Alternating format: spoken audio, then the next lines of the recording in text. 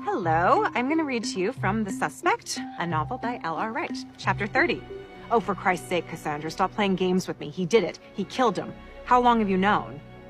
They were still standing, and he seemed to tower above her, his eyes icy and his face pale.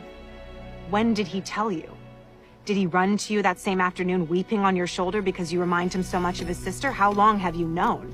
Stop shouting at me, said Cassandra, suddenly strong. If you want to speak to me in my own house, you will sit down and speak to me like a civilized human being, not a frustrated damn cop. He opened his mouth, closed it. Tell me, he said grimly, and he didn't sit down. Tell you what? I have nothing to tell you.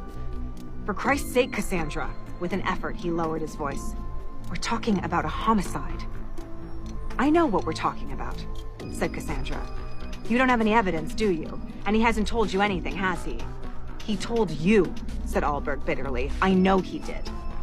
Her anger drained away. She was regretful and heavy-hearted looking at him. She wanted to embrace him, as she had embraced George, and try to comfort him, as she had tried to comfort George. Carl, listen to me. He turned hostile eyes on her. I can't help you. Even if he had told me he did it, and I reported this to you, it wouldn't help you much. If, she said carefully, if he had told me he had committed a crime, I would have rummaged around my library, and I would have found out that a confession like that isn't admissible evidence, it's hearsay. She looked away from him. You'd have to get a corroboration, even if he confessed to you directly, which he hasn't. She looked up at him, and which he won't. He moved toward the door. No, please. He waited, not looking at her.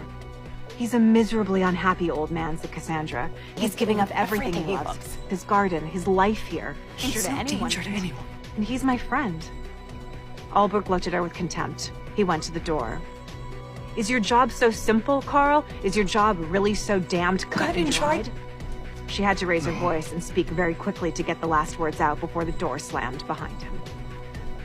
End chapter.